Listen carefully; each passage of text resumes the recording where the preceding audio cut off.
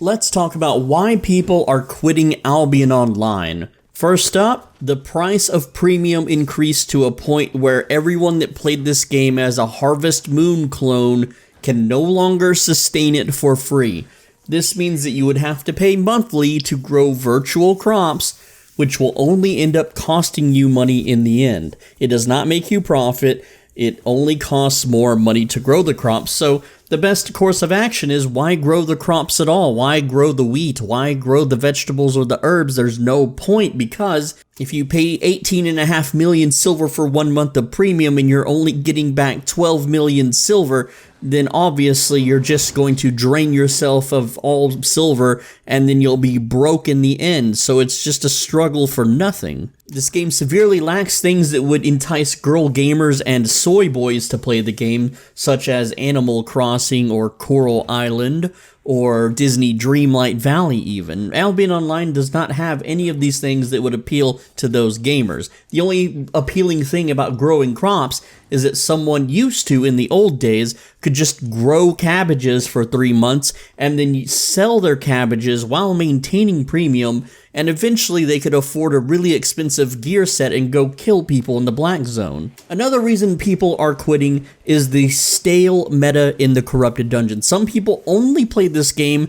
as like a 1v1 MOBA, and that's basically what Corrupted Dungeons basically are. They are just, it's just a MOBA game with MMORPG elements in a 1v1 demon arena where you can grind out some fame, get some loot, but also fight someone randomly that's somewhat possibly, maybe, probably not, around your skill level. Except the Corrupted Dungeon meta is extremely tired and worn out, and it hasn't changed. They haven't updated enough skills or added new weapons or new armor abilities to the point where it actually affects the Corrupted Dungeon meta. Everyone that has been long-term playing the Corrupted Dungeon meta has either quit or become so salty over the few weapons that dominate it, it's just not worth doing. And then you have PvE players such as myself who just simply refuse to play a meta build because those builds are just simply too slow at clearing the dungeon.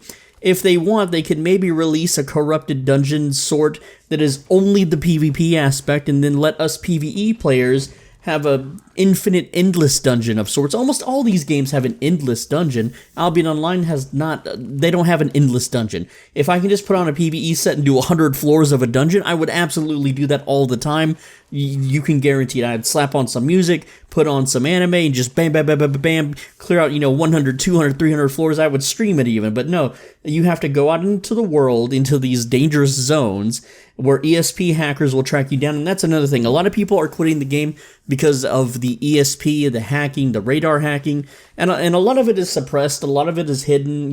People will complain on Reddit and the forums, and those threads will be deleted. There's ways and programs and websites that you can show you these deleted threads, and if you go to Steam, everyone's complaining about hackers and stuff. Sometimes it's honestly just a new player that doesn't know what an invisibility potion is, but there are, ESP and radar hackers out there, and for those that don't know what it is, ESP shows you all the players and resources and items around you. It's just a way of people knowing what's around them without seeing it in the game world. Also, Albion Online creators are quitting in droves, which is really weird to me because this is like the high point of the game where, the Asia servers just came out. The player population is going to be as high as it possibly can due to all the money spent in advertising.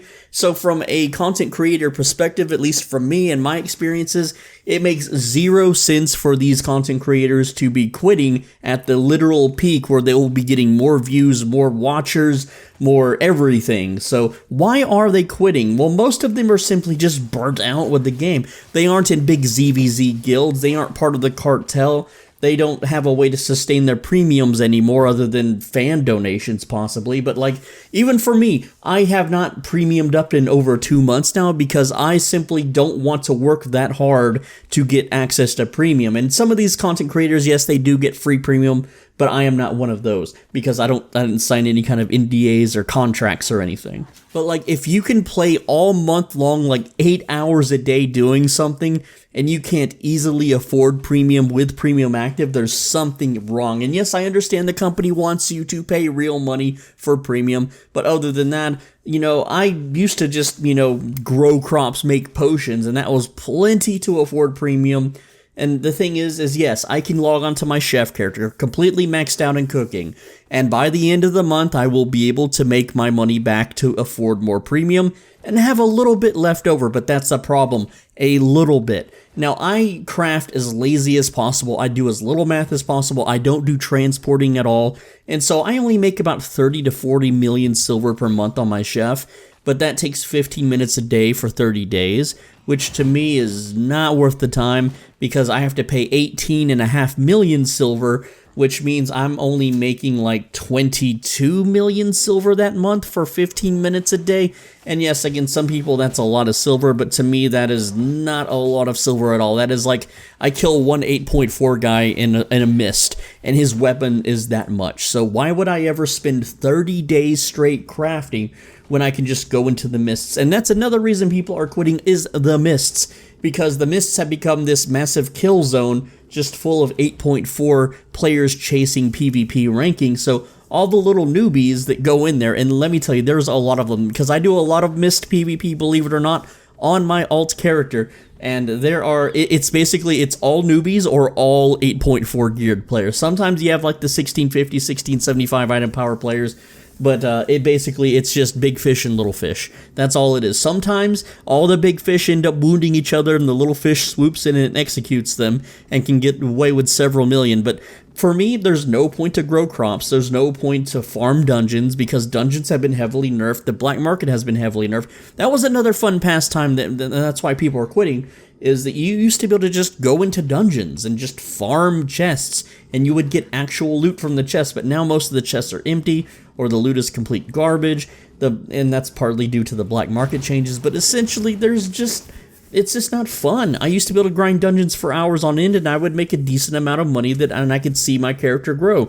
But now if I spend the same amount of time in those dungeons, I am getting maybe 1/10 of the rewards compared to 3 years ago. It's just not fair, it's not fun, it's just not interesting. The rewards need to be reworked, and the premium, there has to be another reason for people to buy premium, because as it is right now, it's just too darn expensive on the West server. I have not looked at the East server yet because I do make these videos in advance, so the East server has been out for a day as I record this, so I don't have access. I can't afford a Founders Pack. I can't spend $100 to $200 to play a game 3 days earlier where guilds are going to massively dominate the early game anyway. That's just another, why are the Founders Packs $200? That's something that like, what is that game?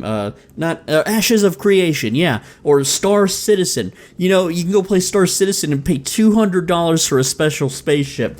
You can pay $500 to access Ashes of Creation earlier. I keep forgetting the name. Like, what in the heck is going on? Do people just have this large amount of money now? Do they all work special jobs? I mean, looking at my Discord questionnaire, recruitment form, everyone seems to be making 50 to 100K a year, which is totally insane to me, and that's just a completely different world, but it's nuts, it's wild. Also, another reason people are quitting is that the solo players, they're pigeonholed into two things. Do you want to increase your character's fame so you can wear better equipment or just deal more damage with the equipment you have? You have to farm open world mobs if you're a new player. If you aren't a new player and you've been around for a long time, then congrats. Maybe you were lucky enough to farm up the axe, the spear, or the warlock tree, and you can now group farm dungeons and statics with everyone else that's kind of in those areas too, even during the off hours. They're kind of busy, and that's maybe partly for me to blame for that, but essentially, if you're not farming open world mobs, you're farming static mobs, and if you can't farm static mobs, then you're being incredibly inefficient. You can maybe go to the black zone and get killed by massive amounts of gankers. Every time you go to the black zone, it's not like one or two guys that run after you. At first, it might be a few guys that follow you around, and then in like 2 to 3 minutes, their entire guild is collapsing on you to collect that 4.1 4.1 curse staff and donkey that you're riding. That's right. There are so many players that I've tried to get into this game, and then they decide that they want to, be a little bit brave and go out into the wilderness, so to speak. If you're a RuneScape player, and those guys, they go out into the black zone and they get brutally murdered and lose hours and hours of farming and they're back to square one. There's so many players that are young and just they're not used to this type of game. Okay, it's 2023.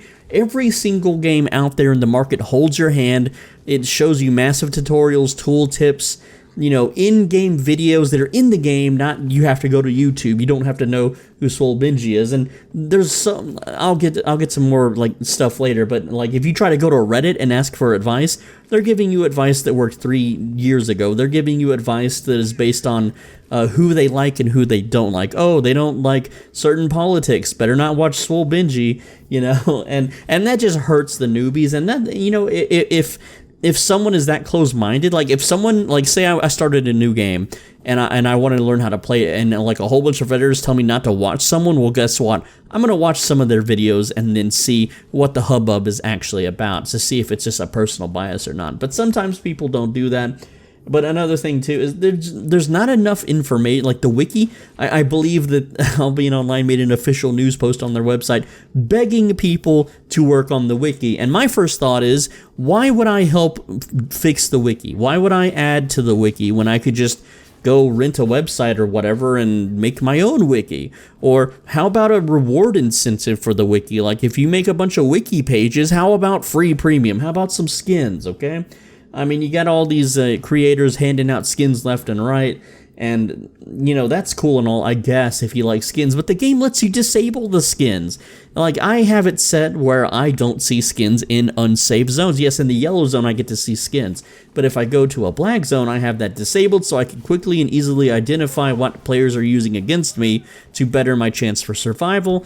That's just how it is. Why are skins such a big factor? Also, the market, okay, recently, this is huge. They have announced a massive change to referrals regarding skins.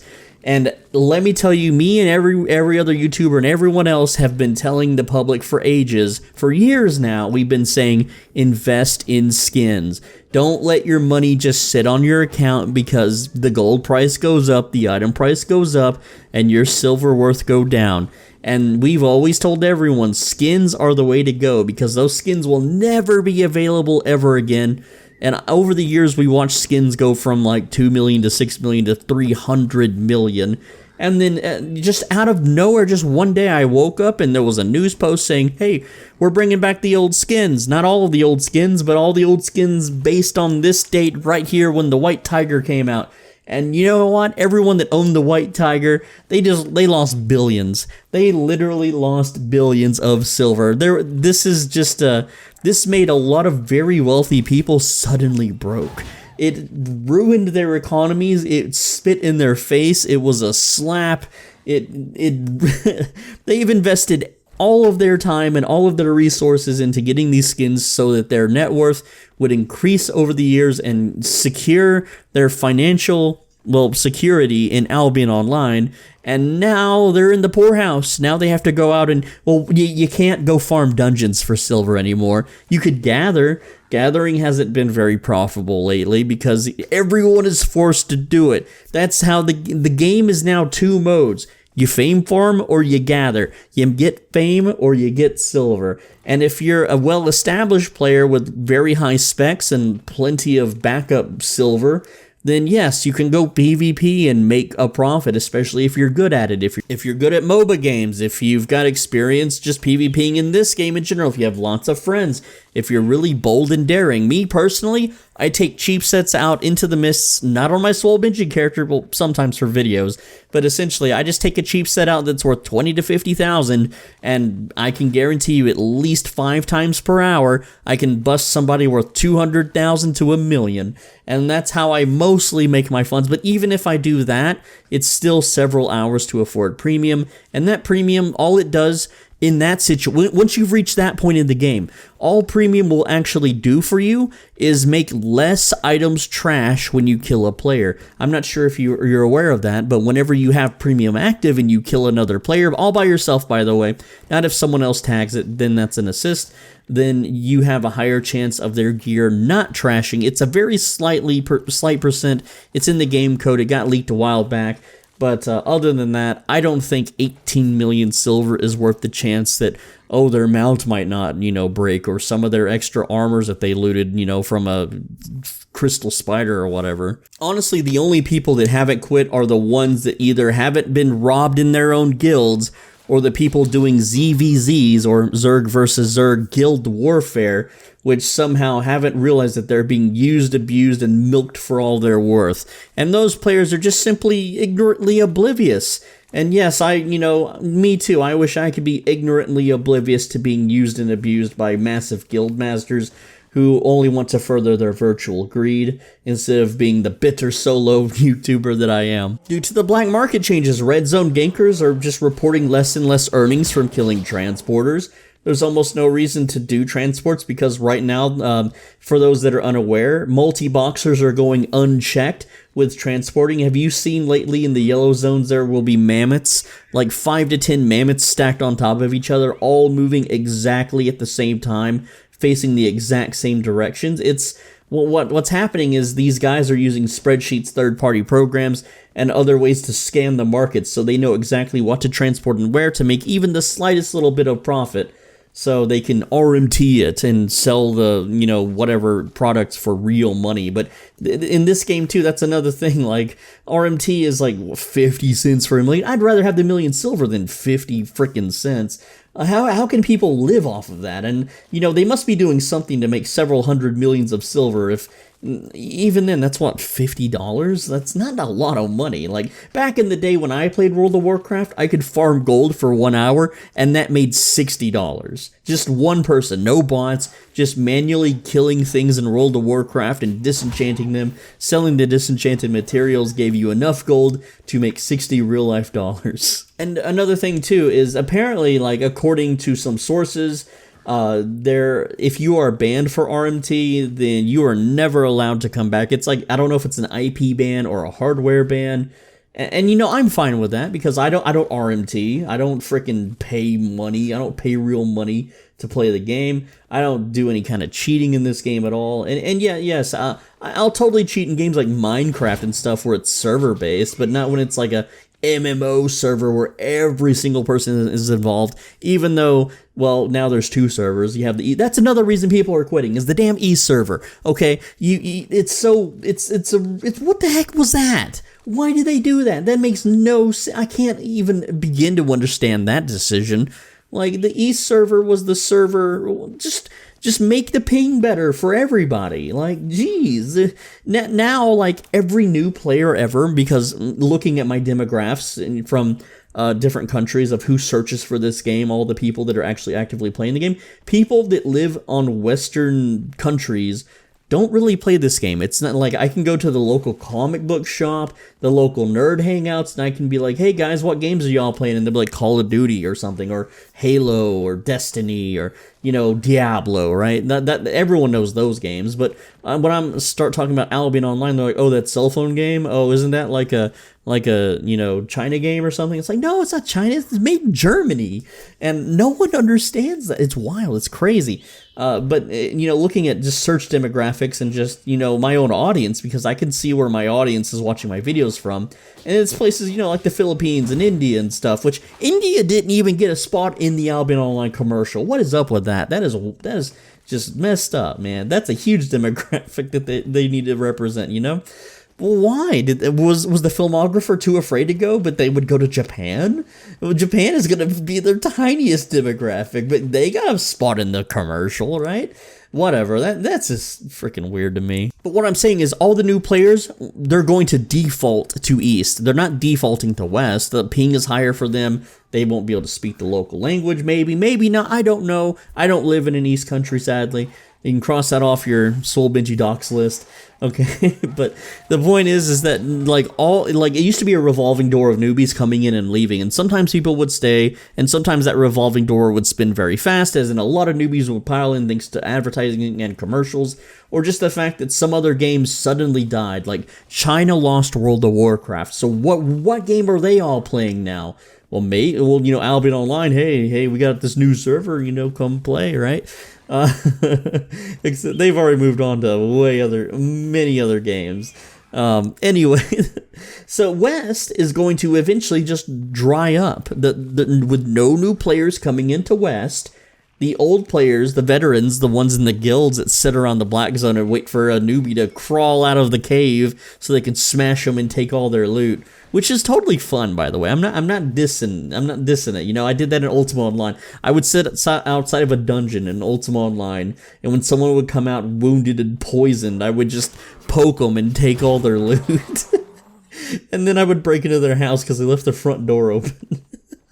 Or leave, another thing was leaving poisoned food on their porch, and they would just eat it for roleplay reasons, because people did that back in the day, and they would just die with their front door open, and you're like, oh look, all their loot, it's now mine. I was so evil, and I was this little kid. But another reason why people are quitting Albion is there's just not much creativity to it, you know? There's just like all these other sandboxy games, you know, they're making these MMOs now where you can build, like, you know, survival huts out in the wild. I mean, that would be really, really awkward if people could start building houses just in the middle of, like, the yellow zone or something. That might be a little bit abusive, you know? I mean, yeah, there's hideouts. It's not the same thing. That's a whole guild effort. What about just a little hidey hole hut, you know, make a little stone base like in Rust. And then, this game doesn't really have, like, roof camping. It doesn't have door camping like Rust does. Just looking at other full loot PvP games, you know, maybe they should add a mode where, you know, it's like not quite a battle royale, but something like Escape from Tarkov, right? Like it's tier 8 gear only. You need like 1500 item power to enter the laboratory. And then, I don't know. I mean, yeah, that kind of takes out the open worldiness to it, but more instance content might bring a certain audience to the game. I'm just saying, like, I don't know, man. If I could do my 100 floor dungeons, I'd be doing that. You know, if I could actually, like, solo queue up for group dungeons, or even an Avalonian raid, like, I will never ever get to do a hardcore expedition or an Avalonian raid, because I don't have the social, like, fortitude to deal with people on the internet. Because, yeah, in real life, it's live or die. You have to say yes ma'am, no ma'am, you know, yes sir, whatever, you know, yes, I'll clean the toilet, I'm a happy wagey, I can't wait to make your McNuggets, sir. You know, you're going to say those things because if you don't, you're living on the streets and you're going to starve to death. But online, you know, someone mistreats you, you say a gamer word, and suddenly you're G-kicked from half the server and blacklisted. That's just the truth. That's just the reality. And because it's a fake world where you can't starve to death, I'm not going to bend the knee. Look, I don't know what this video was supposed to be. I'm just trying to fill out my roster so I can play the Diablo 4 beta. Yes, I'm filming this long before the Diablo 4 beta, and I need a big, strong backlog in case I get preoccupied for a while. Also, there's nothing going on in Albion. There's no new weapons, there's no new patch to talk about, no new crazy content update. Whatever happened to Brazilian rep being worth something? I mean, yeah, you get favor and might for doing the mists, but what are we going to use that rep for? Like, I would have rep farmed already if there was some kind of cool prize, and it better not just be skins. With that said, that's all I've got. I'm Soul Benji. Thanks for watching. As always, be a pro and stay swole. Let me know what you think in the comments. Make sure that you're subscribed so you don't miss the next video. If you watch my short videos, what do you think of those? I feel like I have a separate audience that watches those.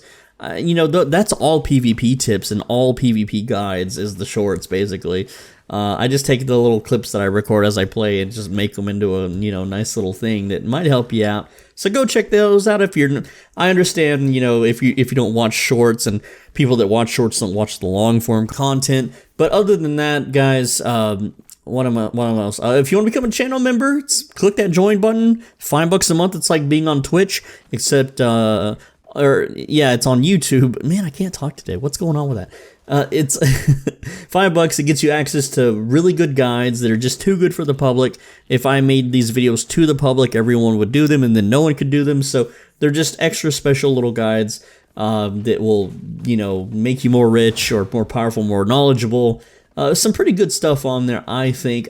One of them that I did recently was I mathed out, like, cooking, crafting, like, profits, and that took all day long. I sat there for like 12 hours just cooking everything and writing down numbers and doing a mountain of math.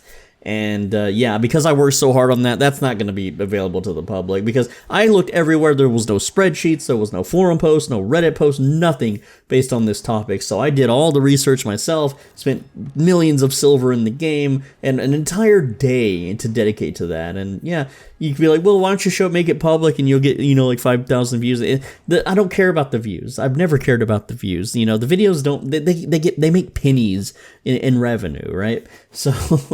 So that's a members only perk, okay? Those guys, they support me, so they're getting those really those really hardcore vids. Anyway, click on the right side of your screen. That video should have popped up. It's recommended by Google. You know how AI is. They know us in and out. They can read our minds at this point.